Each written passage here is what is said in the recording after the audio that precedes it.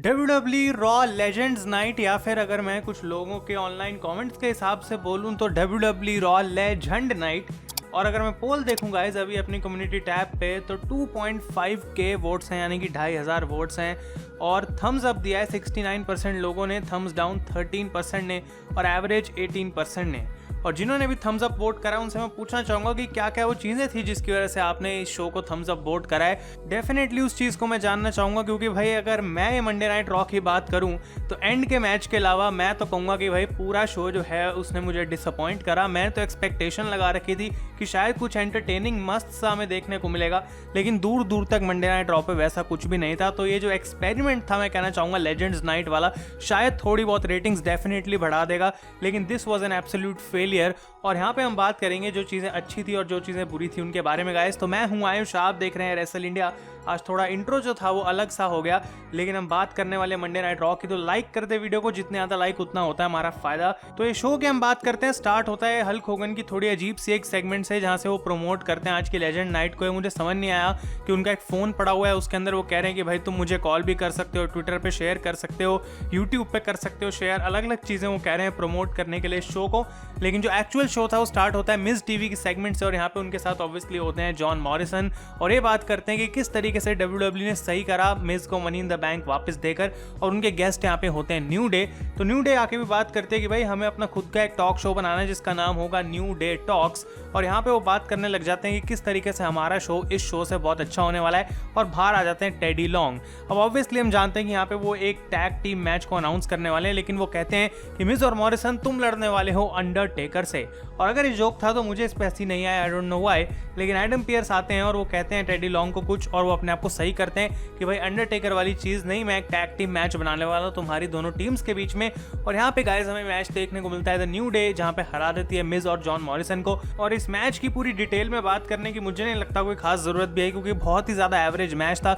New day यहाँ पे जीत गई, कुछ खास मेरा इतना इंटरेस्ट भी नहीं था। इसके बाद रैंडी ऑर्टन आज क्या कर रहे थे मंडे नाइट रॉ पे, भाई क्या कोई मुझे अच्छे से कमेंट्स में एक्सप्लेन कर सकता है कि ये रैंडी ऑर्टन जो back stage Ric Flair, big show और मार्क हेनरी को मिलकर बुली कर रहे थे, क्या उसके पीछे कोई सेंस थी, क्योंकि वो लेजेंड किलर है या फिर लेजेंड बुली है, आई डोंट नो।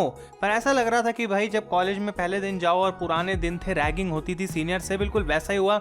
लेकिन यहाँ पे उल्टा हो गया कि जूनियर्स ने सीनियर्स की रैगिंग कर दी। वो आज हमें देखने को मिला रैंडी ऑर्टन की तरफ से। और बहुत सारे लोग जो हैं बोल रहे थे कि आखिर रैंडी ऑर्टन के कैरेक्टर को कैसा दिखाया जा रहा है। मैं सोच रहा था कि इन सारी चीज़ों के बाद हो सकता है कि ऑर्टन के मैच के बीच में सारे लेजेंड्स आ जाएं और तब उसमें सेंस भी बनती है, लेकिन ऐसा कुछ हमें देखने को नहीं मिला। तो ये जो तीनों सेगमेंट्स थी बिग शो, मार्क हेनरी और रिक फ्लेयर के साथ, यहाँ पे बेसिकली रैंडी ऑर्टन इन सब का मजाक उड़ाते हैं कि कैसे पहले लोग इतने बढ़िया थे लेकिन अब इनके बस की कुछ भी नहीं है। और इससे पहले कि रैंडी ऑर्टन उनके साथ कुछ करें, उनको यहाँ से निकल जाना चाहिए। और एक क्वेश्चन मैं आप लोगों से और पूछता हूँ, क्या मार्क हेनरी को सच में एक स्कूटर की जरूरत पड़ गई है अब चलने के लिए? क्या वो नॉर्मली चल नहीं सकते? क्योंकि आई डोंट नो, इसके बारे में मुझे कोई भी आइडिया नहीं है। इसके बाद एजे स्टाइल्स का मैच देखने को मिलता है एलायस के साथ। ये लास्ट वीक भी हुआ था और मैंने तब भी कहा था कि स्टाइल्स किसी के साथ भी रिंग में आ जाए, एक अच्छा मैच दे सकते हैं। और आई थिंक कि ये मैच भी कोई बहुत बुरा नहीं था, एक ठीक मैच था एलायस के साथ। और एजे स्टाइल्स यहाँ पे जीत गए स्टाइल्स क्लैश लगा के। और मैच के एंड में हमें देखने को मिलता है कि जैक्सन राइकर आते हैं और गिटार से अटैक करने की कोशिश करते हैं एजे को, लेकिन आउट ऑफ नोवेयर ओमो से इतना बड़ा इंसान आता है और स्पिन किक मारता है, पता नहीं कैसी किक मारता है, गिटार टूट जाती है। और यहाँ पे जो है वो पूरे के पूरे शॉक्ड रह जाते हैं जैक्सन राइकर। और ये काफ़ी कमाल की मोमेंट थी, और जब इसे रिप्ले में दिखाया गया तो और भी बढ़िया लग रहा था। और ये गाइस इस तरीके से यहाँ पे खत्म हो जाता है। इसके बाद प्रॉब्ली रॉ के ऊपर सबसे क्रिंज वर्दी चीज़ हमें देखने को मिली guys, Charlotte Flair and Asuka against Peyton Royce and Lacey Evans. अब हम जानते हैं कि Ric Flair is that jet flying and everything that he is called, लेकिन यहाँ पे जो हमें देखने को मिला I didn't really like it. और यहाँ पे मैं कहना चाहता हूँ कि रिक फ्लेयर रिंग साइड पे थे और वो लेसी एवंस के साथ फ्लर्ट कर रहे हैं, और लेसी एवंस वापस फ्लर्ट कर रही हैं, और रिक फ्लेयर को काइंड ऑफ उन्होंने भड़का दिया और अपने तरफ खींच लिया। इनफैक्ट उन्होंने ये चीज़ इतनी अच्छे से कर दी कि रिक फ्लेयर ने अपनी ही बेटी शार्लेट फ्लेयर को ये मैच कॉस्ट कर दिया। और जब वो रोप से भाग रही होती हैं वो उनको खींच के नीचे गिरा देते हैं। इसका फायदा उठाती हैं पेटन रॉयस और शार्लेट को पिन कर देती हैं। अब आई डोंट नो कि पेटन रॉयस ने ब्रेकफास्ट में, लंच में या फिर डिनर में क्या खाया था कि उनको मौका मिला शार्लेट को पिन करने का। पर आई थिंक ये अपने आप में एक बहुत बड़ी अचीवमेंट है कि शार्लेट को रॉ पे क्लीन पिन करा गया, और वो भी पेटन रॉयस की तरफ से। कुछ लोग इसको ऐसे भी देखेंगे कि पेटन रॉयस को बहुत बड़ा पुश मिलने वाला है भाई, लेकिन इतना भी उछलने की कोई जरूरत अभी हमें है नहीं, क्योंकि यहाँ पे मैच के बाद देखने को मिलता है कि लेसी एवंस पहले किस करती हैं रिक फ्लेयर को, और उसके बाद शार्लेट यहाँ पे अपने डैड को कन्फ्रंट करके कहते हैं कि भाई मुझे तुम्हारी अब कोई जरूरत नहीं है, तुम मेरे साथ प्लीज रिंग साइड मत आओ और यहाँ से तुम निकलो, और रिक फ्लेयर यहाँ से बड़े उदास होकर चले जाते हैं। तो अगर ओवरऑल मैं बात करूँ तो मुझे ये चीज़ उतनी पसंद नहीं आई, थोड़ी क्रिंज भी लगी, और कई लोग बोलेंगे कि हाँ भाई रिक फ्लेयर का कैरेक्टर ही ऐसा है, वो करते ही हैं, लेकिन यहाँ पे जिस तरीके से इसको एग्जीक्यूट करा गया मुझे उतना पसंद नहीं आया। इसके बाद बैक स्टेज होते हैं ड्रू मैकिंटायर और शेमस, और यहाँ पे उनको आते हैं कन्फ्रंट करने हल्क होगन और जिमी हार्ट, और यहाँ पे होगन काफी प्रेज करते हैं मैकिंटायर को, ये मिलके आपस में what you gonna do better वाला डायलॉग बोलते हैं, और ये सेगमेंट हमें देखने को मिलती है। और जिमी हार्ट शेमस को अपनी तरह कहते हैं, जो कि बिल्कुल भी शेमस को पसंद नहीं आया था, तो ये थोड़ी सी एंटरटेनिंग सेगमेंट थी जो हमें बैक स्टेज देखने को मिली।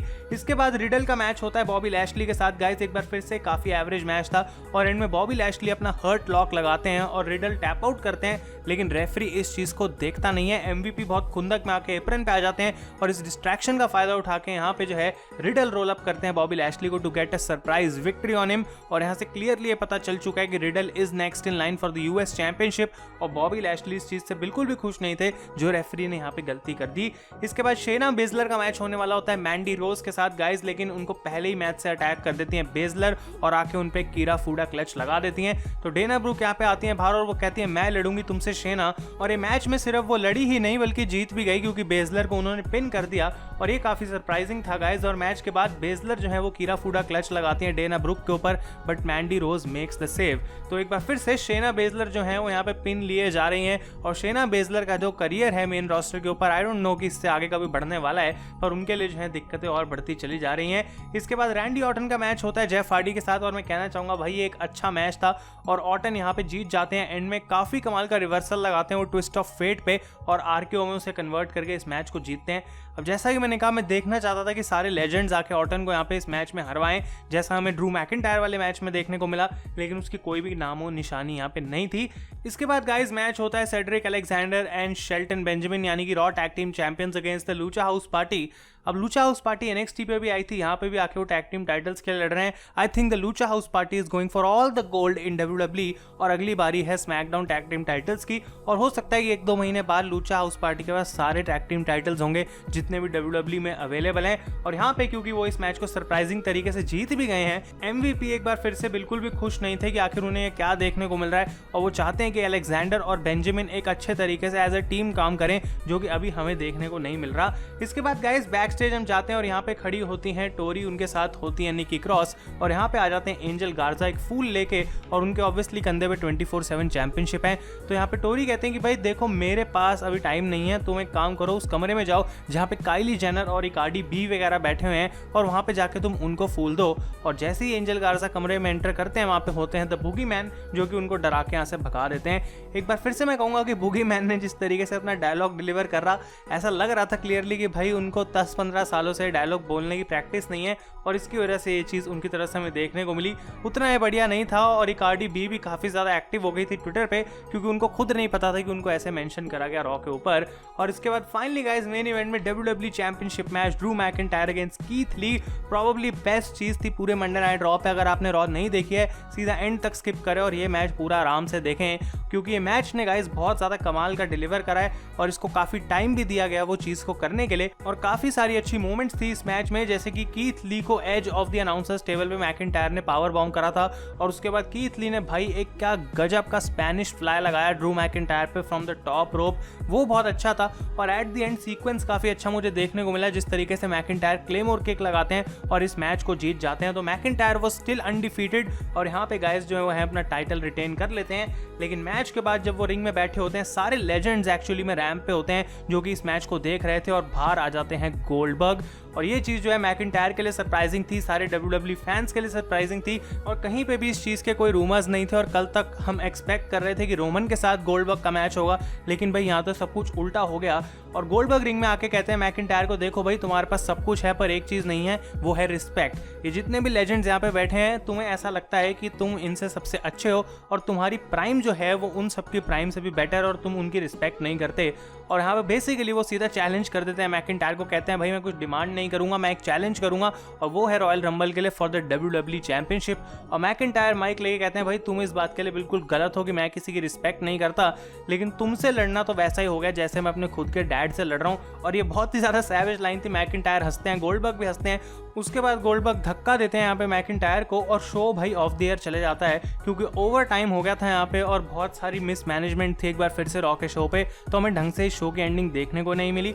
लेकिन गोल्डबर्ग और मैकिंटायर गाइज, ये मैं अभी के लिए आप पे सवाल छोड़ रहा हूँ कि भाई आपको क्या लगता है क्यों आखिर कर रही है WWE रॉयल रंबल में, और क्या फिर से गोल्डबर्ग आएंगे और ड्रू मैकिंटायर को just with in a few seconds, इतनी बड़ी जो रेन है ड्रू मैकिंटायर की, उसको ऐसे ही खत्म कर देंगे and he will become the new WWE champion. मैं इसको डिस्कस करूंगा एक फ्यूचर वीडियो में बिल्कुल डिटेल में। और गाइज आप लोगों के ओपिनियंस में चाहता हूँ इस कमेंट्स में। तो guys thank you so much for watching. अपने रॉ के ओपिनियंस मुझे कमेंट्स में बताएं। मैं हूं आयुष और आप देख रहे हैं रेसल इंडिया।